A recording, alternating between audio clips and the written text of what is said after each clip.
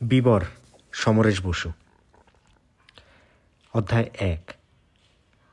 কিংবা আচ্ছা, ব্যাপারটা কি এরকম নাকি যে এক তুখোর চতুর একগুয়ে জেদি আর অব্যর্থ শিকারী একটা বাঘকে মারার জন্য, একটা বাঘকে ফাঁদে ফেলে মারবার জন্য যেন একটা নধর পুষ্ট ছাগলকে রাতের অন্ধকারের বনে গাছের তলায় বেঁধে রেখে গিয়েছিল।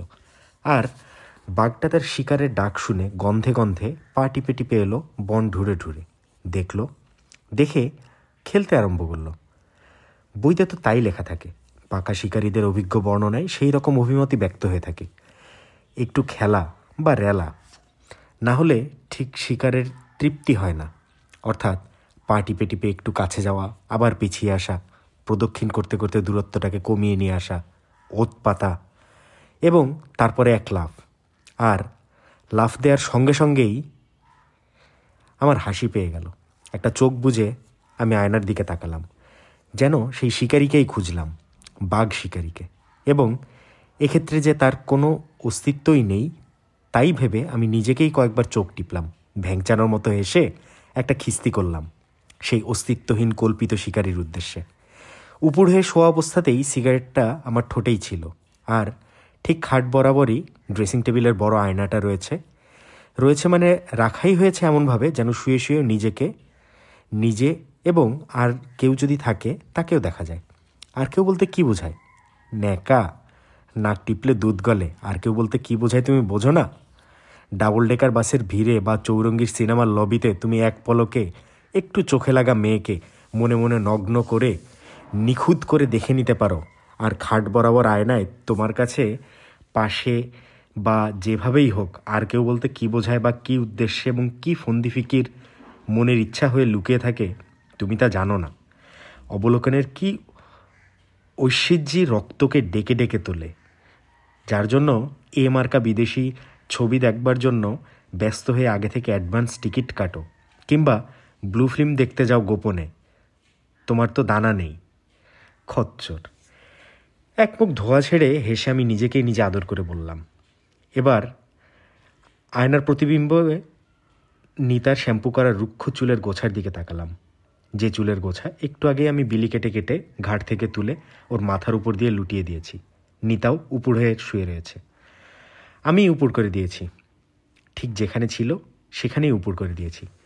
ও আমার বুক ঘেঁষে কোল ঘেঁষেছিল, এখনও তাই আছে, মুখটা আমার থেকে উল্টো দিকে ফেরানো। আয়নাটার দূরত্ব এমন জায়গায় ওর পাশ ফেরানো চোখ বোঝা ফর্সা মুখখানি স্পষ্ট দেখা যাচ্ছে। ওর সমস্ত দেহটাই দেখা যাচ্ছে। ওর মেদহীন সুগঠিত খোলা পঠি এত সুন্দর আর স্বাস্থ্যপূর্ণ, শিরদাঁড়ার মাঝখানটা যেন দুপাশ থেকে ঢালু হয়ে নেমে এসেছে, এক তীক্ষ্ণ গভীর রেখায় আঁকা পড়েছে। নিটোল কোমর, ফর্সা পিঠ, জামা নেই, পিঠটা যেন ক্রমাগত ত্রিভুজের রেখায় কোমরের দিকে নেমে গেছে।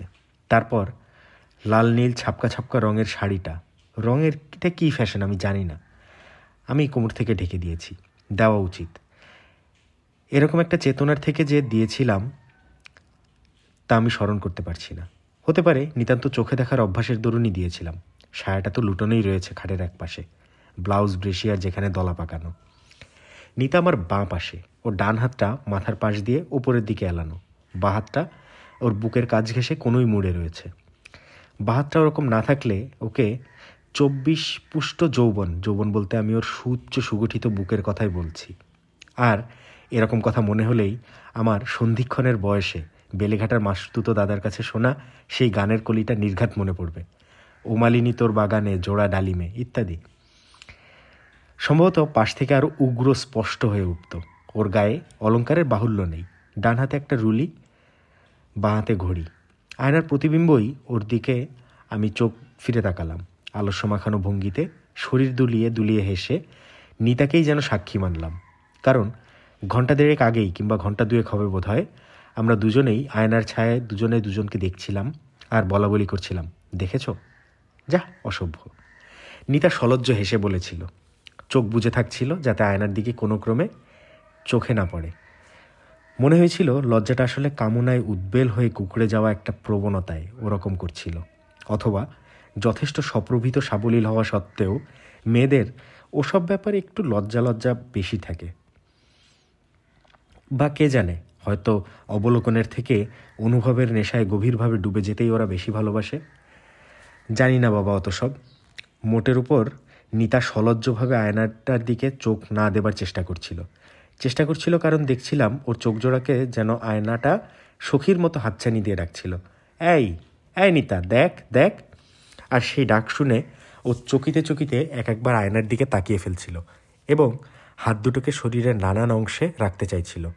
ও তো বেশ্যা নয় যে একটা বিক্ষুব্ধ ঘৃণায় প্রায় চেতনাহীন শরীরটাকে আলোকিত ঘরে হাট করে খুলে ফেলে রেখে দিয়েছে, যেখানে অবলোকন বা অনুভূতি এইসবের কোনো মূল্য বা তাৎপর্য নেই। অবশ্য এই সবই আমার ধারণা। যেন সার্কাসের নেপথ্যে ম্যানেজারের গলা শোনা গেল, ওহে বীরেশ ক্লাউন, এই শেষ খেলাটায় তুমি একটা পাক মেরে এসোগে। আজ্ঞে স্যার, নাকটা লেজটা খুলে ফেলেছি যে, আবার লাগাও। আচ্ছা স্যার। তারপর নাক আর লেজ লাগাতে লাগাতে মনে মনে বলতে লাগলো, শুয়োরের বাচ্চা, ম্যানেজারগিরি ফলাতে এসেছে। শালা 2 মাসের মাইনে দেয়নি, ভালো করে খেতে দেয় না পর্যন্ত। এই বলে দাঁতে দাঁত পিষতে পিষতে হুক হুক ডাক ছাড়তে ছাড়তে আবার মঞ্চে যায় হাসতে হাসতে এবং খেলা দেখিয়ে ফিরে আসে। আর কি খেলা দেখিয়ে এলো মুহূর্তেই ভুলে যায়, কেবল বিক্ষোভটাই ভিতরে জমা হয়ে থাকলো। অনেকটা সেই রকমের আমি বলছি। যাকে ওসব কথা, আমার ধারণা দিয়ে কি হবে। মোটের উপর বাজারের বেশ্যা এবং নিতা এক নয় বলে আমার বিশ্বাস। কারণ ওর জীবনেও নানান বাধ্যবাধকতা থাকলেও ইচ্ছে মতো পুরুষ বন্ধুর সংসর্গ করার উপায় আছে। এমন নয় কি যে পুরুষের সংসর্গই হচ্ছে ওর জীবিকা। ভালো লাগার একটা ব্যাপার এখনও বোধহয় আছে। অবশ্য এরকম মেয়েদেরই শৈরিনী বলে কি না আমি জানি না, স্বেচ্ছাচারিণী যাকে বলে। কারণ নিতা ওর ভালো লাগাটাকে স্বাধীনভাবে কাজে লাগিয়ে থাকে, যেমন আমি ওর ভালো লাগা স্বাধীনতার কাজে লেগে থাকি। আমি নিজেও তাই নয় কি? কে নয় তা জানি না। এক্ষেত্রে ভালো লাগার স্বাধীনতাকে কাজে লাগাতে পারলে কেউ কি ছেড়ে দেয়? কে স্বেচ্ছাচারী নয়? আমার তো মনে হয় গোটা পৃথিবীটাই বন্দি স্বেচ্ছাচারিতে ভরাক্রান্ত। কিন্তু দূর পৃথিবীর রসাতলে যাক। নিতার ভালো লাগার কথা ভাবছিলাম। ভালো লাগাটা আছে বলেই আয়নাটা বা ছায়াটা বা আমি কোনো কিছুই বোধ হয় ওর কাছে নিতান্ত প্রাণহীন নিরেট ছিল না। নিজেদের না দেখবার জন্যই যদি হবে, তবে আয়নাটা ওখানে রাখাই হয়েছিল কেন? আমি জিজ্ঞেস করেছিলাম। জানি না, ফাজিল। সব মেয়েদের মতোই নিতা ঠোঁট ফুলিয়ে হাসির দমকে বলেছিল, তার মানেই পুরোপুরি জানত। তাই এখন আয়নাটার দিকে তাকিয়ে ওসব কথা আমার মনে হওয়ায় নিতার দিকেই আমার চোখ পড়ল। ওকেই যেন সাক্ষী মানলাম। কয়েকবার সিগারেটের ধোঁয়া ছেড়ে বাহাতটা ওর পিঠের উপরে রাখলাম। বেশ দেখাচ্ছে এখন আমাকে, না? অল ওপেন টেরিলিনের শার্টটার সবগুলো বোতামই খোলা, হাতা গুটানো, অলিভ গ্রিনের মুহুরি নালি প্যান্টটা কোমর থেকে পায়ের গোড়ালি পর্যন্ত খাপটি খেয়ে এঁটে আছে, আর অলিভ গ্রিনেরই মোজা। পয়েন্টেড টো ইটালিয়ান কালো জুতোশুদ্ধ পা দুটো আমার উঠে আছে। যে চীনা মেকার জুতো জোড়া তৈরি করে দিয়েছিল সে বলেছিল, তোমার পকেটে আর ছুরি রাখতে হবে না। মানে ডগা এতটাই ছুঁচলো আর তীক্ষ্ণ যে ছুরির কাজ চলে যায়। চীনা আরও বলেছিল, if you shot anybody on the belly to বেলি পাত জায়গা, বলে চোখ ঢেকে সোনার দাঁত দেখিয়ে খুব রগুড়ে হাসি হেসেছিল। আয়নায় জুতোর তলার ছায়া পড়েছে। খুব একটা ধুলো ময়লা লেগে আছে কি জুতোর তলায়? আছে, তবে তেমন নয়। নিতা খুলতে বলেছিল জুতো জোড়া। ডানলোপিলোর গদির ওপর এমন ধবধবে ফর্সা চাদর পাতা। খাটটাও তো সুন্দরী, ন্যাচারাল কালার, নিচু বিলিতি ডিজাইনের খাট। মোজাইকের মেঝেতে তার একটা হালকা প্রতিবিম্ব পড়েছে। সর্বোপরি নিতা, যার সঙ্গে একই খাটে হুমড়ি খেয়ে পড়েছিলাম, সেও রূপসী বটে, যুবতী তো হাজারবার, এবং পোশাক পরিচ্ছদও যথেষ্ট ফ্যাশন দুরস্ত। ও বলেছিল, জুতো খোলো। আমি বলেছিলাম, আবার জুতো খোলা থাকবে। নিতা বলেছিল, বিছানাটা ময়লা হবে না? কতটা আর হবে। নিতা কিছু বলবার আগেই আমি গদির উপরে ঝাঁপিয়ে পড়েছিলাম। নিতা একটু থমকে গিয়েছিল, ভুরু কুচকে ছিল, বিরক্তির লক্ষণ যাকে বলে। আমি অবশ্য একটু ঝোঁকের মাথায় ছিলাম, নিতাও। তবে আমি একটু বেশি ছিলাম, তাই ওর থমকানো বা ভুরু কুচকানো ঝোঁকের ঠেলায় গায়েব করেছিলাম। বিকেলে কথা ছিল প্রতিযোগিতামূলক একটা চাকরির ব্যাপারে একজনের জন্য। পিছনের দরজায় উমেদারিতে যাব রুবি দত্তর কাছে। রুবি দত্তর থেকে রুবি দেবীটাই বেশি উচ্চারিত হয় বর্তমান কলকাতায়। দেবী তো বটেই, কেউ কেউ তো কালী কলকাতাওয়ালিও বলে, অর্থাৎ কলকাতাশ্বরী ইয়া বঙ্গেশ্বরী বললেই বা ক্ষতি কী? আমার অবশ্য ঠাটেশ্বরী বলতে ইচ্ছা করে, বলিও মনে মনে। সেই রুবি দত্ত যদি সামনে দাঁড়ায়, তবে অনেক পিছনের দরজার কুলুপি নিঃশব্দে খুলে যায়। ওই মেয়ে লোকটিতে কি জাদু আছে জানি না, তবে অনেক ক্ষমতাবান ব্যক্তি ওর আঁচলে বাঁধা। অনেকে বলে ও মাগি জাহাবাজ। জাহাবাজ স্ত্রীলোক হলেই যে কলকাতার ক্ষমতাবান ব্যক্তিদের আঁচলে বাঁধা যায় তা আমি মানি না। বিদ্বেষপরায়ণ লোকেরা একটা যা হোক বিশেষণ ব্যবহার করতে ভালোবাসে, কানে শুনতে একটু জুৎসই লাগলেই হলো। তার কোনো মানে টানের দরকার নেই নাকি? তাহলে ডেসডেমোনিয়াও তো জাহাবাজ, তার রূপটা জাহাবেজের রূপ, কেননা সে অত বড় একজন সেনাপতিকে আঁচলে বেঁধেছিল। অবশ্য রুবি দত্তর সঙ্গে আমি ডেসডেমোনিয়ার তুলনা করছি না, তার আবার নিষ্ঠা, পবিত্রতা, সতীত্ব ইত্যাদি ছিল, আর রুবি দত্ত বিবাহিত। হাবুল দত্ত অর্থাৎ যত বদখত ব্যবসায় ঘুরে বেড়ানো, মদে ডুবে থাকা এবং তেয়েটে বদমাস বলে যার নাম আছে কলকাতায়, সেই লোকেন দত্তর স্ত্রী সে। দৈহিক পবিত্রতা বা সতীত্বের মতো কোনো বোকামি বা বুজরুকির আগল তার নেই। এই 30-32 বছর বয়সেও রূপ যৌবন যথেষ্টই আছে। পেটে বিদ্যেও মন্দ নেই, সোসাইটি, কালচার ইত্যাদি সম্পর্কেও সচেতন, এতে কোনো সন্দেহ নেই। যদিও মাত্র এই সব মূলধনই ক্ষমতাবানদের আয়ত্তে রাখা যায় না। ওরকম অনেক আছে, অনেক ঘুরে বেড়াচ্ছে এই কলকাতায়, যারা রুবি দত্ত হতে চায় কিন্তু হতে পারে না। আমার পাশে এই নিতাও হয়তো তাই চাইতো, কিন্তু হতে পারতো না। তাহলে রুবি দত্তের নিশ্চয়ই কোনো একটা প্রতিভা আছে। প্রতিভা কে জানে? ক্ষমতাবান লোকদের আয়ত্ত করার জন্য স্ত্রীলোকদের কোনো প্রতিভার দরকার হয় কি না? না হলে অন্যেরাও তো রুবি দত্ত হয়ে উঠতে পারে না। কিন্তু তারা পারে না কেন? আঁচলে বেশ ভারী চাবির গোছা তো সবাই বাঁধতে চায়। এক্ষেত্রে প্রতিভাকে খাপ খেয়ে যাওয়া বলে কিনা কে জানে। এই যেমন সেদিন শুনছিলাম মস্ত আইনজীবী হারান নিয়োগী নাকি, বোঝো বিরাট আইনজীবীর নাম হারান নিয়োগী। আমার তো মনে হয় একমাত্র কারখানার কেরানি খান্তবালা পতিরই এই নাম হতে পারে। বছরখানেক ধরে একটা মেয়েকে নিয়েই পড়ে আছে। মেয়ে মানে এক্ষেত্রে উপপত্নীই বুঝতে হবে। মধ্যবয়স অতিক্রান্ত, বিবাহিত। HN এর অর্থাৎ হারান নিয়োগীর বন্ধু এবং পরিচিত মহলে এই ব্যাপারে সবাই থ মেরে গেছে। পক্ষকালে বা মাসে মাসে যেই লোকটা মেয়ে বদলায়, নতুন নতুন চায়, সে 1 বছর ধরে একটা মেয়েকে নিয়ে কাটিয়ে দিচ্ছে। বছর কাবারির জন্য বিস্ময়, আর অন্য সময় লোকেদের জ্বালা। শুনলে জ্বালা আমারও হয়, কার না হয় তা জানি না। আর জ্বালা মানেই তো বদলি স্বাদের জন্য সকলেরই জীব লকলক করছে, তৃষ্ণা বুকেই শুকিয়ে যায়, কারোর অক্ষমতায়, কারোর ভয়ে। এখন সবাই একটু থিতিয়ে গেছে, কারণ এটা প্রায় একটা অঘটন। তাও যদি মেয়েটা অতীতের সব মেয়েদের থেকে দেখতে একেবারে আনারকলি হতো, একটা কথা ছিল। তাও নয়, এখন নাকি সকলের মনে হচ্ছে এই মেয়েটা HN কাছে বরাবরের জন্যই বোধহয় টিকে গেল। এখন মেয়েটা HN চারপাশের মহলে শক্ত হয়ে উঠেছে, কারণ আস্তে আস্তে মেয়েটা কিছু ক্ষমতার অধিকার পাচ্ছে।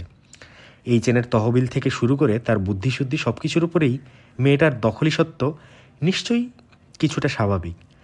তেমনি প্রতিদ্বন্দ্বিনী যদি সহসা না জোটে, তাহলে দখল কায়েমি হয়ে যাওয়াটাও বিচিত্র নয়। কেউ কেউ গম্ভীরভাবে ঘাট দুলিয়ে বলতে আরম্ভ করেছে, জীবন সায়ান্নে এসে HN তাহলে ভালোবাসার সন্ধান পেল। উল্লুক! তাছাড়া আমি এদের কিছুই মনে করতে পারি না। একে কাব্যি করাও বলে না, কতে করাও বলে না। জীবন সায়ান্নে ভালোবাসা, পীড়িতের হালুয়া, বিল্বমঙ্গল আর চিন্তামণি, পূর্বা আর উর্বশী নয়। তবে আর এতদিন ধরে লোকে কেনই বা বলে আসছে অমুকের রূপসী বিদুষী বউ থাকতেও একটা কালকুটি খেঁদিকে নিয়ে পড়ে আছে। সেকেলে লোক হলে বলতো একে বলে পারভার্সন। সেক্স অ্যাডজাস্টমেন্ট বললে বুঝি গালাগাল দেওয়া হয়, বা সেক্স অ্যাটাচমেন্ট নাকি? এটা আবার তেমন বিজ্ঞানসম্মত নয়। এখন তো আবার সবই সায়েন্স, সবাই সায়েন্টিস্ট, সবই সায়েন্টিফিক। যাকগে, মোট কথা আমি বুঝেছি বাপু, HN ক্ষুধাকে ওই মেয়েটাই পারে জাগাতে, পারে তৃপ্ত করতে। অতএব আইসক্রিম জমে যাওয়া যাকে বলে আর কি। এখন ভালোবাসাই বলো আর হিপনোটিজম, যা খুশি বলো, এই পাড়াটাকে কি মেয়েটার প্রতিভা বলতে হবে নাকি? রুবি দত্তও কি সেরকম প্রতিভার মালকিন? কে জানে। কিন্তু যাকগে, মোট কথা রুবি দত্ত বড় বড় চাবির গোছাওয়ালি আমাকে একটু নেক নজরে দেখে থাকে। কেন দেখে থাকে এবং সেটাও আবার আমার কোনো প্রতিভা কি না কে জানে। প্রতিভার ছড়াছড়ি। তবে হ্যাঁ, রুবি দত্ত আমাকে রুবিদি বলে ডাকবার হক দিয়েছে, এবং তোমার যদি আমাকে কোনো দরকার টরকার হয় জানিও, কিংবা সময় পেলে খোঁজখবর একটু নিও, এমন অধিকারও দিয়েছে। রুবি দত্ত সময় পেলে দরকার টরকার। একমুখ ধোঁয়া ছেড়ে আয়নার আমি জিজ্ঞেস করলাম। হাসির দমকে আমার শরীরটা একটু ডান পিলোর গদিতে সহ নাচতে লাগলো। নিতার শরীরটাও যেভাবে পড়েছিল সেভাবেই আমার সঙ্গে যেন তাল দিল, এবং হাসিটা থামলে আমার চোখের সামনে রুবি দত্তর চেহারাটা ভাসতে লাগলো। কি করে বোঝাবো কত দরকার, কত অসীম সময় আমি তোমার জন্য দিতে পারি রুবিদি। কি একটা যে আছে না চোখের মধ্যে আর শরীরে আর ভঙ্গিতে, আমার যেন বাদলা পোকার মতো পাখা কাঁপতে থাকে। হলোই বা বয়সে কিছু বড়, কিন্তু কবে আসবে সেই দিন? আমার চোখ ইশারায় ডাক দিলে হায়। আচ্ছা, সেরকম একটা যন্ত্র যদি সত্যি আবিষ্কৃত হতো, ছোট্ট একটা যন্ত্র, পকেটে বা ক্ষুদ্র ভ্যানিটি ব্যাগেই যেটাকে নিয়ে চলাফেরা করা যেত, এবং তুমি যখন যার মনের কথা পড়তে চাইছো তাই ফুটে উঠছে সেই যন্ত্রে, সে যা ভাবছে তোমার যন্ত্রে তাই ফুটে উঠছে, তাহলে কেমন হতো? ধরো স্বামীর কাছে একটি আছে, স্ত্রীর কাছে একটি, প্রেমিকের কাছে একটি আর প্রেমিকার কাছে একটি, গোয়েন্দা আর অপরাধীর কাছে দুটি, তাহলে পৃথিবীর চেহারাটা কেমন হতো? অনেক বন্ধুবান্ধবীদের দেখেছি এরকম একটা যন্ত্রের আলোচনার সময় হাসতে হাসতেই তারা শিউরে উঠেছে, ভয়ে কুঁকড়ে গিয়েছে, বলে উঠেছে, না না, এমন যন্ত্রের দরকার নেই বাবা, সব রসাতলে চলে যাবে, খুন খারাপই হয়ে যাবে। তার মানে কারোরই নিজেকে বিশ্বাস নেই, কেউই কারো কাছে ধরা পড়তে চায় না। স্বামী স্ত্রী, প্রেমিক প্রেমিকা, বন্ধু বান্ধবী আর দারোগা চোরদের কথা তো ছেড়েই দিলাম। সকলের মধ্যেই না বলার অনেক কিছু আছে, এমন কিছু যা দুজনের কেউই কখনো কাউকে বলতে পারবে না। পারবে না তো বটেই। সারা জীবন ধরে শুধু পরস্পরের কাছে কত ভালোভাবে গোপন করে রাখা যায়, কত সুন্দরভাবে নিটোল মুন্সিয়ানার সাথে দুজন দুজনকে জানতে না দেয়া যায়, তারই চেষ্টা করবে। তাই তো দেখছি আকচার। ঘরে বাইরে পথে ঘাটে এই প্রতি মুহূর্তের গোপনীয়তার জন্যই কত ঠাটবাট, কত কথা, কত বিচিত্র আচরণ। কিন্তু সত্যি কি এরকম একটা যন্ত্রের দরকার আছে? যন্ত্রটা ছাড়াই কি সবাই সবাইকে চেনে না, জানে না? চিনে আর জেনেও এই অন্যায়, এই পাপ, এসব মনে মনে বললেও পরস্পর পরস্পরকে মেনে নেয়নি, যাকে বলে অ্যাডজাস্টমেন্ট। তুমিও যা আমিও তা, পরস্পরের পাপের সঙ্গে একটা আঙ্কিক কাটাকাটি খেলা খেলে ইজুকাল টু সমঝোতা করে চলছে না। তাহলে রুবি দত্তর কাছে বা আমার কাছে ওরকম একখানি যন্ত্র থাকলেই বা কী লাভ হতো? আমরা কি কেউ কাউকে চিনি না? রুবি দত্ত কি আমার চোখের দিকে তাকিয়ে কথা বলে না? আমি কি এক এক সময় রুবি দত্তর দিকে নেক নজরওয়ালি তিসরি আখের সঙ্গে একটু আদর মেশানো হেসে বলা, কি হিরো, চেহারাটা তো একবারে পেশাদার লেডি কিলার করে তুলেছ, শুনিনি? যন্ত্র ছাড়াই আমার সম্ভ্রম মেশানো হুকুমবরদার এক পায়ে খাড়া করুণাপ্রার্থী, অথচ সচকিত ভাবভঙ্গি, এবং তাতে রুবি দত্তর খুশি ও তৃপ্তি, আমার সব কিছুতেই সহাস্য উপভোগ পরস্পর কি লক্ষ্য করিনি? করেছি এবং লেগেও আছি। এক্ষেত্রে আমাকেই লেগে থাকতে হবে, কারণ রুবি দত্ত অনেক উঁচুতে আছে, অনেক ভক্ত আছে তার, আমাকে লড়তে হচ্ছে, লড়ে নিতে হবে। এই তো আজও নিতা বলছিল রুবি দত্ত এর থেকে অনেক বেশি সুন্দরী, বয়সে অনেক ছোট। নিতা ঠোঁট ফুলিয়ে যেন অভিমান করে বলছিল, এখন তোমার রুবি দত্তর কাছে যাওয়া আসা আমাকে কি আর ভালো লাগবে? কথাটা এমন এক সময় বলেছিল যখন আমি আপ্লুত খুশিতে, সুখের জোয়ারে মাতালের মতো ওকে আদর করতে করতে প্রায় গুঙিয়ে গুঙিয়ে বলেছিলাম, মায়েরই বলছি নিতা, তোমাকে আমি কখনো ভুলতে পারি না। তোমাকে যদি সব সময়ের জন্য পেতাম, একলার জন্য, তখনই ও কথাটা বলেছিল। ওর চেতনা তখনও আমার জোয়ারের সঙ্গে মিলেমিশে একাকার হয়ে যায়নি। বুঝতে পারছিলাম, তাই ও সচেতনভাবেই আমাকে খোঁটা দিয়েছিল। আমি বলেছিলাম, মাথা খারাপ, রুবি দত্ত কত বড়। বড় তো কি, এখন ওসব বাজে কথা ছাড়ো। ওকে আমি আদর করে চুপ করিয়ে দিতে চাইছিলাম, আর ওকে অনেক পাল্টা কথা আমাকে বলতে ইচ্ছা করছিল, যদিও ওসব বলাবলির কোনো মানেই হয় না। কেননা আমি রবি দত্তর কাছে যাওয়া আসা করি, আর নিতা বুঝি ধোয়া তুলসী পাতা। এই ঘরে, নিতার ভাষায় অ্যাপার্টমেন্টে, এই খাটে, এই বিছানায় এমন করে শুয়ে একলা আমি বুঝি ওই আয়নায় এমন করে নিজেকে দেখছি, নিতাকে দেখছি, আর কেউ দেখেনি। ওসব বুঝুর কি আমার জানা আছে? আগে আগে আমার এই রকম ধারণা ছিল যে নিতা একলা আমাদের প্রেম হয়েছে। প্রেম প্রথম যেদিন ধারণাটা ভাঙলো আর জানলাম আমি একলা নই, সেই দিন ও বাবা, আমার কি রাগ, কি কষ্ট। অথচ তার 2 দিন আগেই দক্ষিণ বাংলার এক গ্রামে বেড়াতে গিয়ে একটা ফুটফুটে 16-17 বছরের মেয়েটাকে, সে মেয়েকেও বলিহারি, পাড়াগায়ের নিরীহ ডাগরচোখা মেয়েটা আমার চোখের চাউনি দেখেই গলে গিয়েছিল, হেসেছিল, আর প্রায় নির্ভয়েই, কি বলবো, মেয়েটাকে আদর টাদর করার পর আমি নিজেই তো বলে ফেলেছিলাম, যা শালা। তবু যখন প্রথম জানলাম, প্রথম সেই দিনটা, যে নিতা আমার একলার নয়, সেই দিনটা, a murder which I thought sacrifice, I saw the handkerchief. কিন্তু তারপর আমি অনেক দিন একলা একলা হেসেছি। তুমি সাধু পুরুষ আর নিতা অসৎ চরিত্র, বিশ্বাসঘাতিনী, মাথার গাঁটটা, তুমিও যা আমিও তা, সবই তো বোঝো বাবা। খেয়াল করিনি কখন সিগারেটটা প্রায় শেষ হয়ে এসেছে, আগুনের তাপ লাগছে ঠোঁটে, পুড়েই গেল বুঝি ঠোঁটটা। লালার সঙ্গে আটকে যাওয়া আগুনের টুকরোটা তাড়াতাড়ি কোনো রকমে তুলে নিয়ে ডান দিকে হেলে পড়লাম। বাঁ হাতে নিতার খোলা পিঠের উপর হাত দিয়ে শরীরের ভার রেখে একটু দূরে টিপয়ের ওপরে ছাইদানিতে গুজে দিলাম। ঠোঁটটা চেটে অনুভব করতে চাইলাম সত্যি পুড়ে গিয়ে ফোসকা পড়েছে কিনা। আয়নার প্রতিবিম্বে ঠোঁট উল্টে দেখতে চাইলাম, ফোসকা বোধহয় পড়েনি, তবে গরম লাগছে খুব, জ্বালাও করছে। আর এটা অনুভব করতে গিয়ে বাঁ হাতটা মনে হলো বরফের উপর পড়ে আছে, ঠান্ডা এবং শক্ত। প্রায় ভুলেই বসে আছি, নিতা ডেড, মানে মরে পড়ে আছে। এতক্ষণ কিন্তু এতটা ঠান্ডা লাগেনি, এতটা ঠান্ডা ছিলও না। এখন কেমন যেন মনে হচ্ছে ঠান্ডা আর শক্ত। ওর সুগঠিত পিঠের সেই কোমলতা এখন আর অনুভূত হচ্ছে না। আমি ডান হাত দিয়ে আমার গালে মুখ বুলিয়ে নিলাম। কত তফাৎ, অগ্রাণ মাস, শীত তো আছেই, তবু আমার হাত মুখ ঠান্ডা ঠান্ডা হলেও একটা গরমের ভাব আছে। আর নিতার শরীরের ঠান্ডাটা একেই বোধহয় মৃত্যুর শীতলতা বলে, আর আমারটা, এটা কি প্রাণের উষ্ণতা হবেও বা। তবে নিতারটা যে নিশ্চিত মৃত্যু শীতল তাতে সন্দেহ নেই। এই প্রথম মরা মানুষের গায়ে আমি আর কখনো হাত দিইনি। মৃতের প্রতি শ্রদ্ধা দেখানো ধর্ম, তা জানি, কিন্তু সত্য বলতে কি, ভাবলেই আমার কেমন গা যেন ঘিনঘিনিয়ে উঠত, অনেকটা সাপের গায়ে হাত দেওয়ার মতো। ভয়ের সঙ্গে যেমন একটা গা শিউরানো মিশে থাকে, সেই রকম। অথচ নিতার বেলায় আমার ঠিক সেই রকম মনে হচ্ছে না।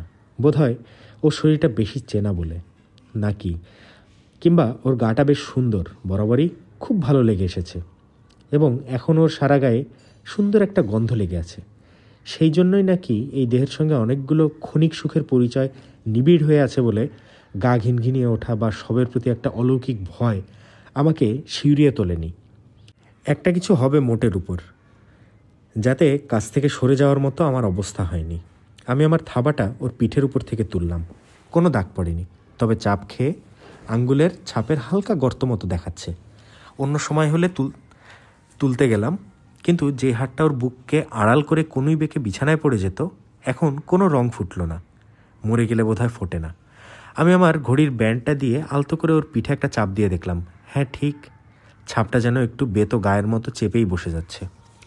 ওর হাতটা টেনে তুলতে গেলাম, যে হাতটা ওর বুককে আড়াল করে কোনোই বেঁকে বিছানায় পড়ে আছে, আলগা করেই টানতে গেলাম, কিন্তু হঠাৎ উঠল না। নিতা যেন শক্ত করে রেখে দিয়েছে, তুলতে দিতে চায় না। আমি উকি মেরে ওর পাশ ফেরানো মুখের কাছে ঝুঁকে পড়লাম, মুখের কাছে মুখটা নিয়ে গেলাম। না, এমন সন্দেহ করার কোনো কারণই নেই যে ও মরেনি। মুখের এক পাশে আমি দেখতে পাচ্ছি, চোখটা তো প্রায় খোলাই, যেন বিছানায় কোচকানো দোমড়ানো চাদরটার দিকে চোখ নামিয়ে তাকিয়ে আছে, ক্লান্তভাবে এড়িয়ে। অনেক সময় ও যেমন করতো, পাশ ফিরে এগিয়ে শুয়ে চোখ আধবোজা করে একদিকে স্থির হয়ে তাকিয়ে থাকতো, আর মাঝে মাঝে ঠোঁট নেড়ে অনেকটা প্রলাপের মতো বকতো। আচ্ছা, জীবনের কি মানে বলতে পারো? সত্যি আমার কিছু ভালো লাগে না, এক এক সময় মনে হয় সুইসাইড করি, ইত্যাদি নানান রকমের কথা, যে কথাগুলো মোটেই খাঁটি নয়। অধিকাংশ ক্ষেত্রেই আলস্যে আরামে এলিয়ে পড়ে অনেক যেন স্বপ্নের বিলাসে ও নিচু গলায় বলতো, হ্যাঁ, এই বেশ রক্তের এক আশ্চর্য নেশায় বুঁদ হয়ে আছি, এখনই যত দুঃখের কথা বলতে ইচ্ছা করছে। ভাবটা এইরকম। খাবার পর আরামের ঢেকুর তোলার মতো শব্দটা যতই কটু হোক, আদতে ওসব প্রলাপ করবার মতো মেয়েই ছিল না ও। একে বলে কুঁয়ারা। ঢাকা জেলার মাকে আদর করে বকতে শুনেছি তার সোহাগ কাটানো সন্তানকে, কুঁয়ারা করিস না, অনেকটা ঢঙের প্রতিশব্দের মতো। কোথা থেকে শব্দটার উৎপত্তি কে জানে। নিতাও নিঃশ্বাস ফেলে নিচু মন্থর গলায় যখন ওরকম বলতো, আমার এই শব্দটাই মনে হতো, কুঁয়ারা। যাই হোক, এখন নিতা সেইভাবেই পড়ে আছে। অন্য সময় এইভাবে পড়ে থাকাকালে আমি যদি মুখ নামিয়ে নিয়ে যেতাম, তাহলেও ভাবতো আমি ওকে চুমো খাওয়ার চেষ্টা করছি, কিন্তু ও কিন্তু তখন কিছুই বলতো না, নিশ্চল নির্বিকার হয়ে পড়ে থাকতো। আমি চুমু খেলেও অমনিভাবে পড়ে থাকতো, পাল্টা দান দূরের কথা, ও ঠিক এভাবেই পড়ে থাকতো, এখন যেভাবে রয়েছে, এই রকম মরার মতো। তবে তখনকার সেই ঠোঁট থাকতো উত্তপ্ত, নরম আর ভেজা ভেজা, আর নিঃশ্বাস পড়ত, লালচে নাকের পাটা একটু কেঁপে কেঁপে উঠত। ঠোঁট দুটো অবশ্য এরকমই থাকতো, লিপস্টিকের রং শুষে নেওয়া। এখন ওর ঠোঁটের রং তো সব আমার পেটে, অথচ হালকা একটু দাগ থাকা, যে কারণে স্বাভাবিক লালাপটা ফ্যাকাশে মনে হয়, এবং এই রকম ফাঁক, যেই ফাঁক দিয়ে কয়েকটি ওপরের শাড়ির দাঁত দেখা যায়, যেমন দেখা যাচ্ছে এখন। কিন্তু না, ঠিক সেই রকম নেই তো। এখন যেন একটু বেশি রকমের ফাঁক হয়ে আছে। ওপরের শাড়ির দাঁতের ফাঁক দিয়ে মুখের ভিতরের অস্পষ্ট অন্ধকারে আমি ওর জিভটা দেখতে পাচ্ছি। আমি ওর গালে হাত দিলাম, ঠান্ডা। একটু টিপে দেখলাম, না ততোধিক নরম নেই আর, বেঁচে থাকলে যেরকম হয়, একটু যেন শক্ত শক্ত। নরম জায়গায় ফোড়ার থোর উঠলে যেরকম হয়, অনেকটা সেই রকমের। ঠোঁটে হাত দিলাম, ঠান্ডা। টিপলাম, এবং আলস্য আদরে যেরকম করি অন্য সময়, সেরকমই আলতো করে নখ বিধিয়ে একটু চিমটি কাটলাম। না, ঠিক সেরকমটা নেই, সেরকম গরম নরম, একটু শক্ত লাগছে। আচ্ছা, দাঁতের ফাঁক দিয়ে ভিতরে আঙুল ঢুকিয়ে একটু জিভটা ছুঁয়ে দেখব, জিভটা যেন ভিতরে এলিয়ে পড়ে আছে। কিন্তু ঠিক সেই সময় যদি ওর মুখটা বন্ধ হয়ে যায়, মরা অবস্থাতেই নাকি অনেক সময় সবের কোনো কোনো অঙ্গ নড়ে ওঠে। আমিও মুখে আঙ্গুল ঢুকিয়ে দিলাম, আর ঠিক তখনই হয়তো ঠক করে দাঁতে দাঁত পড়ে গেল, চিরজন্মের মতোই গেল। আঙ্গুলটিও কুচ করে কেটে ভিতরে রয়ে গেল। ওরে বাবা, আঙ্গুলটাই বরবাদ। আমি আমার প্রতিবিম্বের দিকে ফিরে তাকালাম, দেখলাম আমার চোখ দুটো গোল হয়ে উঠেছে, চুলগুলো কপালের উপর এসে পড়েছে, আর তার ছায়ার নিচে আমার ছানা বড়া হওয়া চোখ দুটোর দিকে তাকিয়ে না হেসে পারলাম না, এবং নিজেকে আরেকবার চোখ টিপে আদর করলাম। সালো। তারপর নিজেই নিজের ছায়াটার দিকে তাকিয়ে মনে হলো, আচ্ছা আমি দেখতে খুব খারাপ নই না, সিনেমা স্টার হওয়ার মতোই প্রায়। কথাও তো হয়েছিল দু একবার, বছর 5 আগে। এক ফিল্ম ডিরেক্টরের কাছে বহু যাতায়াত করেছি, লোকটা আশা দিয়েছিল। তখন কি জানতাম এরকম আশা ওরা আমার মতো অনেক আন্ডাগন্ডাকে দিয়ে থাকে। মাঝখান থেকে আমি কিছুদিন একেবারে যাকে বলে মুভি স্টার বনে গেছিলাম। উল্লুক। তাছাড়া নিজেকে আর কী বা বলা যায়। এখন তো তবু একরকম। তখন চুলের ভাবই ফিরিয়ে ফেলেছিলাম, মুখে হরদম কালার্ড স্নো, কথাবার্তার ভাবভঙ্গি বিলকুল চেঞ্জ। সবসময় অভিনয় করছি, যে কোনো ছবি দেখে আসছি, তারই অনুকরণ করছি। আমার ভেতরটা তো তখন আশায় আর বিশ্বাসে একেবারে জবজবে হয়ে আছে। চেহারা তো আপনার ভালোই, এরকম ছিপছিপেই দরকার। হাইটও ভালো, 5 ফুট 10 ইঞ্চি। গলার স্বরও মাইক ফিটিং। ঠিক আছে, আপনাকে রোজ রোজ আসতে হবে না, সময় হলে আমরাই আপনাকে খবর দেব। খবর দেবে? আয়নায় নিজেকেই নিজে ঠোক বেঁকিয়ে ভ্যাং চালাম। মামাবাড়ির আবদার, তবু অনেক দিন খবর না পেয়ে আবার গেছলাম। ভদ্রলোক ঘরে লুকিয়ে থেকে লোক দিয়ে বলিয়ে দিল উনি আসেননি। সত্যি তখন কে যে বেচারি ঠিক বোঝা যাচ্ছিল না, আমি না ডিরেক্টর। যখন বললাম আমি অপেক্ষা করতে চাই, দেখলাম অন্যান্যদের কি ভীষণ অস্বস্তি, প্রায় একটা আতঙ্ক তাদের চোখে। সবাই একসঙ্গে আমাকে বোঝাতে আরম্ভ করলো উনি সেদিন আসবেন কিনা তারই ঠিক নেই, মিছিমিছি অপেক্ষা করে কী লাভ, আমি তো পরে আবার যে কোনো দিন আসতেই পারি। অবশ্য তখনও বোধহয় আমার মনে একটু আশা ছিল, তাই ফেরবাজের মতো অপেক্ষা করার জেদ ধরিনি। সত্যি বলতে কি, আমার ভেতরটা তখন হাসছিল, ফিচলেমের হাসি যাকে বলে। মানুষ স্বাধীনতাকে কি ভয় পায়, বিশেষ করে ভদ্রলোক হতে গেলে তো কথাই নেই। আমরা যাদের ভদ্রলোক বলি, এই আমিই যেমন। আমি যখন আবার চাকরিস্থলে কিংবা অন্যান্য ক্ষেত্রে ভদ্রলোক সেজে থাকি, তখন সব স্বাধীনতাকে বিসর্জন দিয়ে কপালে হাত ঠেকিয়ে হেসে কথা বলি। অন্তরের ভাষাটা যে কি কদর্য, নিজের কানেই শোনা যায় না প্রায়। আমরা হয় মিথ্যাচার করি, নয়তো যাচ্ছে তাই অভদ্র হয়ে উঠি। অবশ্য এই অভদ্র হয়ে ওঠার মধ্যেও ভদ্রলোকী যুক্তি এবং দাবি দাওয়াগুলো খুব নিখুঁতভাবেই বজায় রাখি। অর্থাৎ আমি ভদ্রলোক হিসেবেই এরকম জঘন্য ব্যবহার করতে বাধ্য হচ্ছি, কারণ এরকম উগ্র আচরণ ছাড়া তোমার মতো লোককে ঢিট করা যায় না। তার মানে স্বাধীন হওয়ার অক্ষমতাকে চাপা দেওয়ার সব রকম ফন্দি ফিকির আমি হস্তগত করে রেখেছি। অনেক ভেবে দেখেছি, যখন মিথ্যে কথা বলি আর যখন উগ্র আচরণ করি, ও দুটোই সমান। আমি যে একটি কুলুপাটা মাল, অর্থাৎ আমার সহস্র পরাধীনতা থেকে স্বাধীন হওয়ার যোগ্যতা যে আমার নেই নয়, সব রকম স্বাধীনতাকেই আমি ভয় পাই। যেমন এই নিতার সংসর্গ না করার সব স্বাধীনতা থাকা সত্ত্বেও ওর এক ডাকেই আমি চলে এসেছি। যার মানে আমার প্রতিটি রক্তকণাও পরাধীনতার মদ খেয়ে নেশা করে বসে আছে। সম্ভবত নিতারও তাই। আমি আসলে এই পরাধীনতার মধ্যেই তবু যা হোক একটু খেয়ে পরে বেঁচে পড়তে থাকার আশ্রয় পেয়েছি। সেই হিসেবে স্বাধীনতাকে সবাই আগুনের মতো ভয় করে দেখেছি, যেন পুড়ে মরবার ভয়ে। খুব সন্তর্পণে পা ফেলে লোকে এড়িয়ে চলে। যাই হোক, ফিচলে হাসিটা যত সম্ভব ভদ্র রেখে আমি ফিরে এসেছিলাম এবং ওখানে আর যাইনি। সেই সময়ের ওদের আপদ বিদায়ের স্বস্তির নিঃশ্বাসটা আমি স্পষ্টই অনুভব করেছিলাম। তবু তারপরেও আরও 2-1 জায়গায় আশা নিয়ে গিয়েছি। আমার মতো ছেলেরা কে না মুভি স্টার হতে চায়। একটু চোখ তুলে তাকালেই তো বোঝা যায়। চোখ তুলে একটু সকলের দিকে তাকিয়ে দেখো, নিজের দিকেও অবশ্যই। সত্যি কথা বলতে কি, আরব্য উপন্যাসের নায়ক হবার এর চেয়ে সহজ পন্থা আর কি আছে? খ্যাতি, অর্থ, ভোগ শব্দটাকে ভেঙে ফেললে ভেতরে আছে মেয়ে। প্রধানমন্ত্রী থেকে শুরু করে যে কোনো বড় মানুষের পাশে তুমি দাঁড়াতে পারো। খবরের কাগজ বা সিনেমার কাগজের ছবিগুলো দেখলেই বোঝা যায় যে কোনো দেশ বিদেশের বিষয়েও কোনো সৌহার্দ্যপূর্ণ চুক্তি স্বাক্ষরের সময় সেই সুখী পরিবেশটি ফুটে ওঠে না, সিনেমা স্টারদের সঙ্গে সেটাই লদলো দিয়ে ওঠে। ব্যাপারটা এমনই লদলদে যে সবাইকে বেশ গলগলে মনে হয়। স্টারদের নিয়ে ফটো তুলতে কে না চায়? আর টাকা, তার তো লেখাজোখা নেই। আলিবাবার চিচিং ফাঁকের মোহর। তারপর মাথা যখন বেঠিক, তখন তো একটা জায়গাতেই ছুটতে জানি। এই যে একটি জায়গা, এখন যেখানে আছি। আমি নিতার শ্যাম্পু করা চুলে হাত দিলাম। তখন আমি তো সোনার মাকড়সা। আয় কত পোকা আসবি, আয় আমার কালো টাকার জালে, আমার গ্ল্যামারের, যাকে বলে মরিচিকায়। হাসি পেয়ে গেল আমার। ব্যাপারটা ঠিক এইরকমই নয় কি? আমি তো বাবা তাই বুঝি। এরকম জীবনের প্রতি টান কার না থাকে। তারপর বুঝলাম কোষ্ঠী জুতের নেই, চেহারা যাই হোক। তবে মনের আসল জায়গাটা মূলে হাবাত হয়নি। পর্দাতেই যেতে পারিনি। পর্দার বাইরে থেকেও পর্দার ধাঁচের চিন্তাভাবনা, আশাকাঙ্ক্ষা, ভাবভঙ্গিগুলো আমাকে ছেড়ে যায়নি। যাকগে, এবার একটা সিগারেট। কিন্তু এ কি, নিতার চুলগুলোও কি শক্ত হয়ে উঠছে নাকি? সেরকম নরম পেজা তুলো ভাবটার তো আর নেই। নাকি আমারই হাতের স্পর্শ এরকম ঠেকছে? অথবা মরা মানুষের চুল হয়তো এরকমই হয়, একটু যেন শক্ত শক্ত, কর্কশ। আমি ওর ঘাড়ের কাছ থেকে হাতটা চালিয়ে চুলগুলোকে বিলি কেটে মাথার পেছন দিকটা চেপে ধরলাম। ছোট্ট মাথাটা, খুলিটা ঠান্ডা, অথচ শ্যাম্পুর হালকা গন্ধটা ঠিক আছে।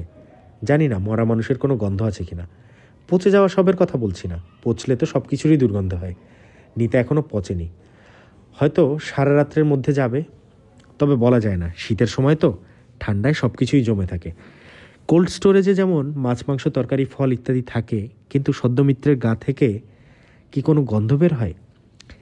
নিতার খোলা পিঠের উপর আমি নাকটা গুজে দিলাম। ঠান্ডা আর একটু শক্ত বলে মনে হচ্ছে। একটা হালকা মিষ্টি গন্ধই পাওয়া যাচ্ছে ওর গা থেকে। হয়তো বিকেলে সেই দুধের মতো সাদা লিকুইড ক্রিম ও সারা গায়ে মেখেছিল।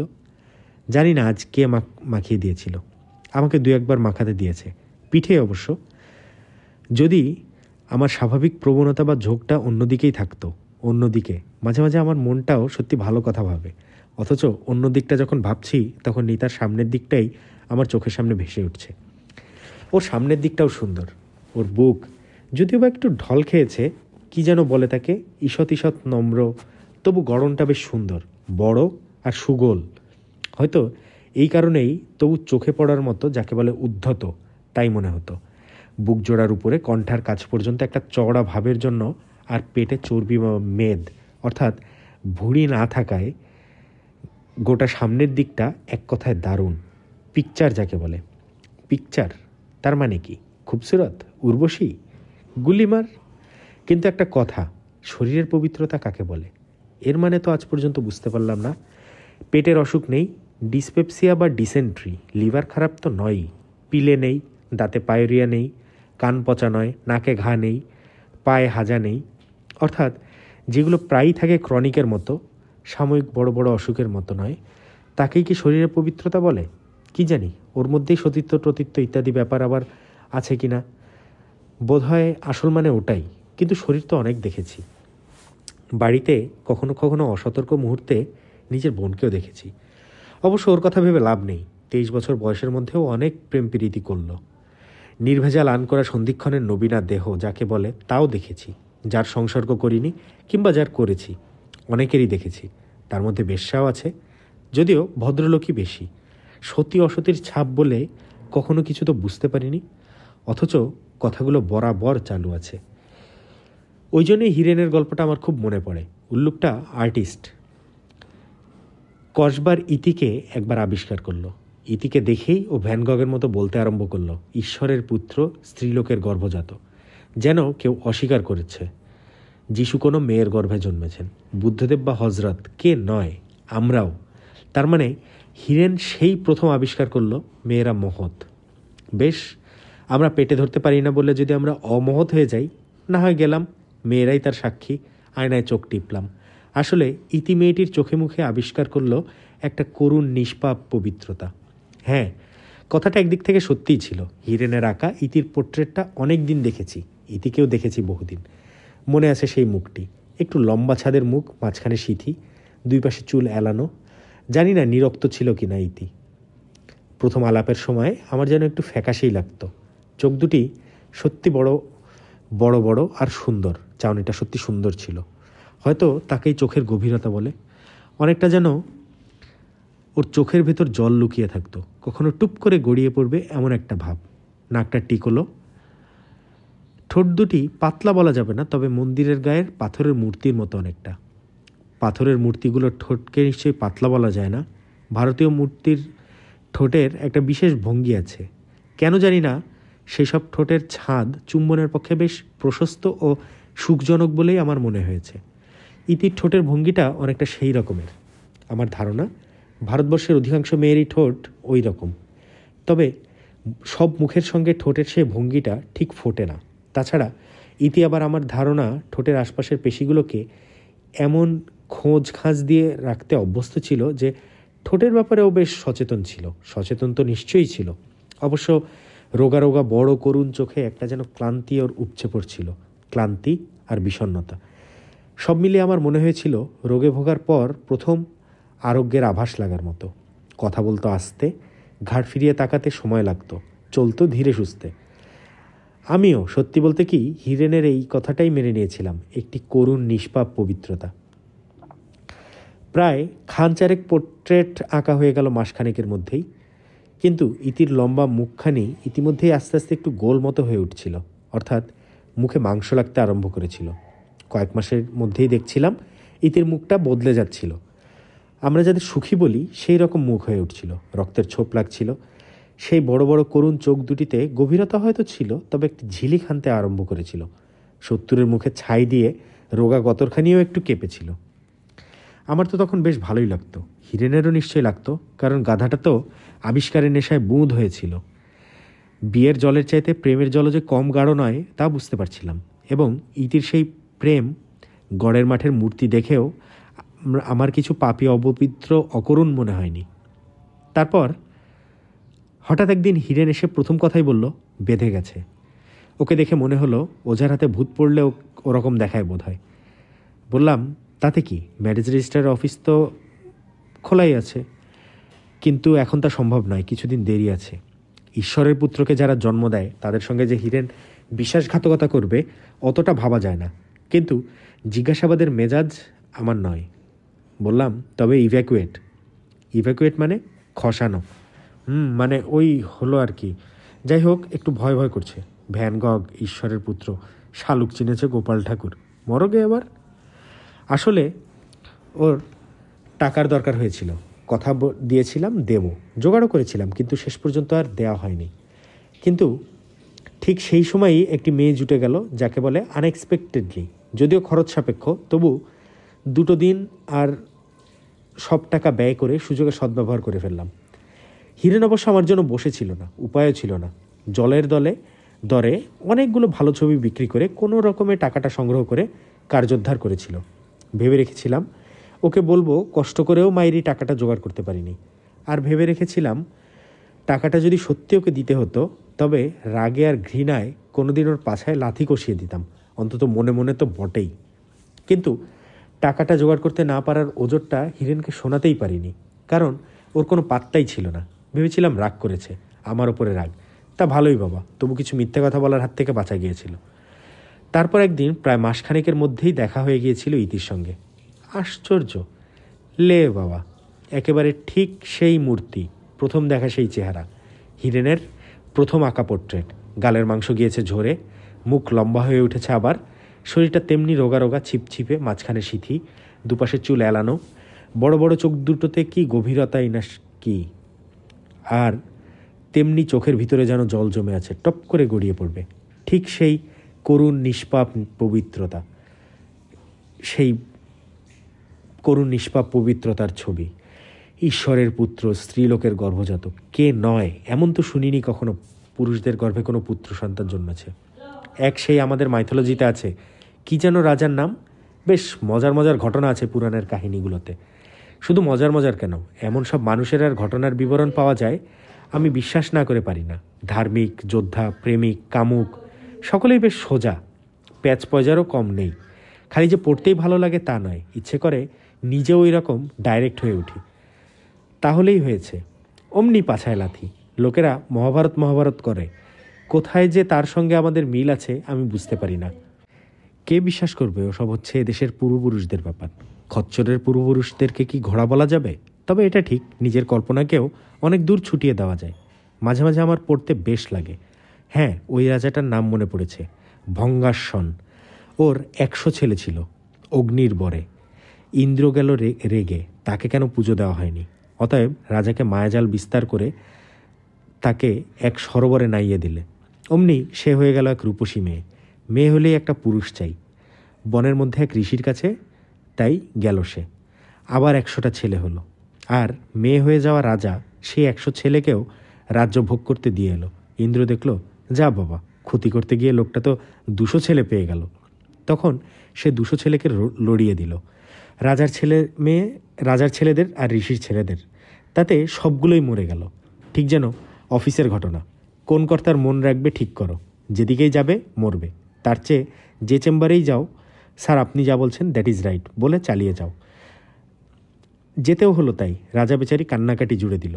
তখন সেম র্যাঙ্কের কর্তা ইন্দ্র এসে বলল, সাজাটা আমিই দিয়েছি, ক্ষমা চাইছো যখন, এবার তোমার ছেলেদের বাঁচিয়ে দিচ্ছি, কিন্তু 100টা ছেলেকে দেব। প্রমোশন আটকাবো না, তবে পুরোটা নয়। এখন কোন ছেলেদের চাই?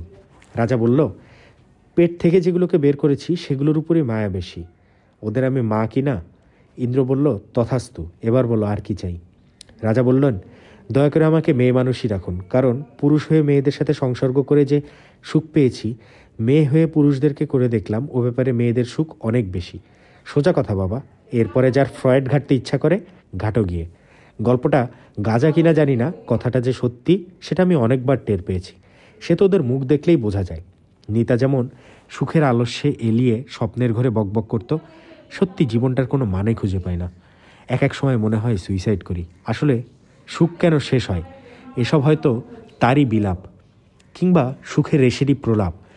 তাছাড়া গাজাই বা কিসের? পুরুষের মেয়ে হওয়ার ঘটনা তো এখন মহাভারত থেকে খবরের কাগজে উঠে এসেছে। সেখানে কোনো ইন্দ্রের কারসাজি টের পাওয়া যায় না, এই যা। যাক, এইসব কথা। আমি মেয়ে মানুষ হতে চাই না, ভেবে লাভ কি? ওসব হিরেনের মাথায় ঢুকলেই ভালো হয়। ইতিকে আমি জিজ্ঞেস করলাম, ও কোথায়? ইতির হাসিটা সেই প্রথম দেখার মতোই, যাকে বলে করুণ। বলেছিল, অনেক দিন দেখা নেই। সে কি, একটা গোলমাল টোলমালের কথা শুনেছিলাম। যথেষ্ট সহৃদয় হাসি হেসেই কথাটা বলেছিলাম, চেপে যাওয়ার কোনো দরকার মনে করিনি। তাতে ইতি যা খুশি তাই ভাবতে পারত, কিচ্ছু যে এত আসতো না। বন্ধুভাবে নিলে ভালো, না হলে নিরুপায়। চোখ নামিয়ে একটু হেসেছিল ইতি, লজ্জায় কিনা কে জানে। খুব আস্তে আস্তে বলেছিল, মিটে গেছে। তবে কি হিরেন কেটে পড়েছে নাকি? প্রায় সেরকম ভেবেই অবাক হয়ে ইতির মুখের দিকে তাকিয়েছিলাম। কিন্তু যে রকম সাংঘাতিক সত্যান্বেষী, মানে মহত্ব সন্ধানী, প্রায় ভয়ঙ্কর মুখ অপরাধী ধরা কুকুরের মতোই মহত্ব সন্ধান করে বেড়ায়, ও যে কেটে পড়বে তা আমি ভাবতেই পারিনি। কথা হচ্ছিল রেস্তোরাঁ পাড়ায়। রেস্তোরাঁ, সিনেমা, বার, ক্যাবারে, যা বলল সবই। ইতি যেন একটু দ্বিধা, একটু যেন লজ্জিত বা করুণ, কে জানে। হেসে বলেছিল, খুব ব্যস্ত আছেন নাকি? আমি আবার রোগা রোগা, করুণ, নিষ্পাপ ইত্যাদিতে তেমন উৎসাহ বোধ করি না। তবে মেয়ে মানুষ, তাই কাছেই একটা রেস্তোরাঁয় ঢুকেছিলাম। আসল কথা বলবার আগে ইতি আমাকে জিজ্ঞেস করেছিল, হিরেনের সাথে আমার দেখা সাক্ষাৎ হয় কিনা। তারপর যা জানা গিয়েছিল, নার্সিংহোমে কিউরেট করতে গিয়ে ডাক্তারের কাছে হিরেন জানতে পেরেছিল ওর অত ভয় পাওয়ার কিছু নেই। এর আগেও ইতির কিউরেট কেস হয়েছে, তাতে হিরেনের কি? ইতি মাথার দিব্যি দিতে পারে, তাকে যেন হিরেন না ছেড়ে যায়। হিরেনের মাথা, তাতে ইতির বোঝায় ভারী হওয়ার কিছু নেই।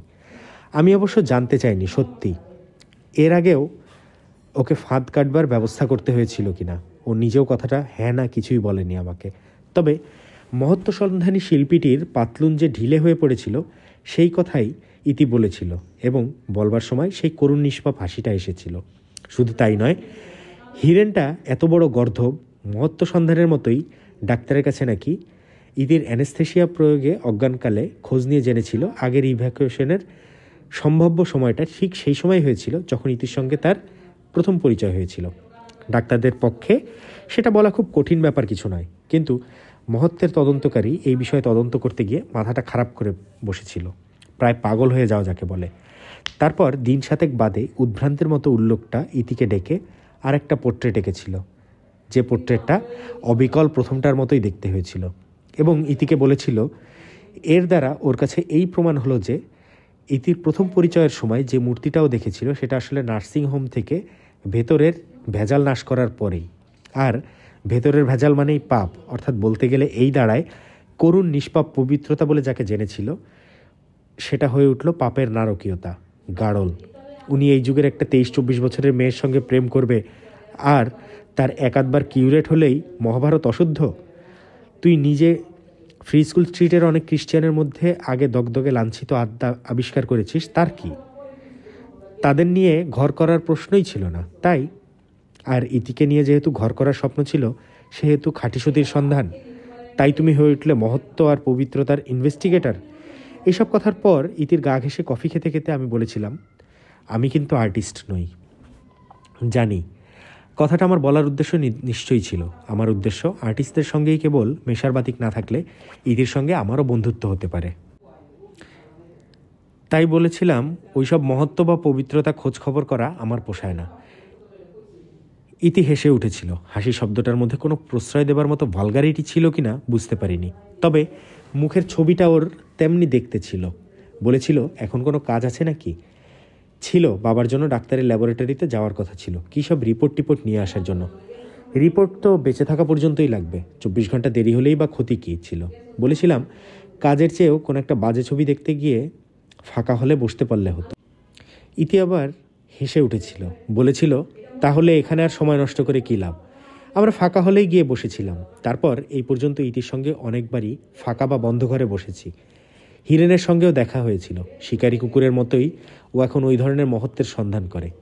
ইতির সঙ্গে যে আমার ভাব হয়েছে, ফষ্টি নষ্টি যাকে বলে, সেই খবরটাও ও জানে, এবং এমনভাবে সেটা ব্যক্ত করে, মানে আবার কি একটা পরিশীলিত আধুনিক মন নাকি আছে, যে মন দিয়ে এসব তুচ্ছতার থেকে ঊর্ধ্বে চলে যায়। সেই জন্য ওর মনে কোনো ক্ষোভ নেই, কারণ মানুষ তার সত্তাকে স্বাধীনভাবে পরিচালিত করবে, তার জন্য কেউ পশু হয়ে উঠতে পারে না। বিশ্বপ্রাণের মধ্যে যে বেদনা লুকিয়ে আছে, বুঝেছি মধ্যরাতের ছুরিখানাতেই তার উপশম লুকিয়ে আছে। কিন্তু আমার মুখের রক্ত কি হিরেনের পায়ে একটুও লাগেনি? লেগেছে নিশ্চয়। ওর খ্যাপা পায়ের লাথি নিশ্চয়ই আমার মুখে অনেকবার পড়েছে। যাক, এইসব যে কারণে ভাবছিলাম সেটা হলো নিষ্পাপ পবিত্রতা ইত্যাদির সঙ্গে চেহারা শরীরের লক্ষণ এইসব টেনে না আনাই ভালো। তাহলে আর ওইসব প্রবাদের ছড়া লোকে বলেছিল কেন, ঘোমটার মধ্যে খ্যামটা নাচ? আসলে শরীর বা মনের পবিত্রতা কথাটা অর্থহীন। মানুষের মনের ভেতরে ওই শব্দগুলো একেবারে অকেজো। নিতার পিঠে নাক ডুবিয়ে গন্ধ শুকতে শুকতে এসব মনে হলো। আজ বিকেলে বোধহয় ও সে পার্ট টাইম ছুকরি ঝিটা পিঠে ক্রিম মাখিয়ে দিয়েছিল। কি যেন নাম মেয়েটার? অলকাই তো বোধ হয়, ঠিক মনে করতে পারছি না। মেয়েটার উপর নামটা মোটেই ঝিয়ের মতো নয়, অশোকা, অনিতা, যা হোক কিছু একটা হবে, যে নামটা হয়তো ওকে ধার করে নিতে হয়েছে। সে যেমন তার দিদিমণিকে চেনে, দিদিমণিও তাকে তেমনি চেনে। তাই ঝি আর মণিবাণীর মধ্যে দুজনের মধ্যে বেশ একটা সখী সখী ভাব আছে। অলকা কিংবা অশোকা বা অনিতা দক্ষিণ বাংলার একটি কালো মেয়ে, চেহারা মন্দ নয়, বয়স ওর কর্ত্রীর মতোই প্রায়, এবং শরীরের দিক থেকে আরও মজবুত। সেই হয়তো আজ ক্রিম লেপে পরে পাউডার বুলিয়ে দিয়েছিল। তার জন্য মেয়েটার হাতকে আমার হিংসে করার কিছু নেই, বরং কে জানে ওই মেয়েটি কোনোদিন পিঠ পেতে দাঁড়ালে আমি হয়তো ক্রিম মাখিয়ে দিতাম। নিতার মুখেও শুনেছি ওই মেয়েটারও অনেক প্রেমিক আছে, এবং তারা কেউই চাকর না, ভদ্রলোকেরাই তার সাঙ্গাত। ভদ্রলোক আমি ছাড়া কে নয়। মেয়েটার হয়তো সেটাই সান্ত্বনা, ভদ্রলোকদের সঙ্গে তার আশনাই চলে। নিতার বুকের পাশ ঘেঁষে হাত দিয়ে টেনে ওকে আবার চিৎ করতে ইচ্ছে করলো, কিন্তু শক্ত লাগলো। তুলতে গিয়ে মনে হলো ও যেন একটা পাথরের মূর্তি। অথচ একটা শব্দ যেন শুনতে পেলাম, আটকানো নিঃশ্বাস হঠাৎ গলা দিয়ে বেরোলে যেমন শব্দ হয়, অনেকটা সেই রকম। আমি ভুরু কুচকে নিতার কাত করা মুখের দিকে তাকালাম।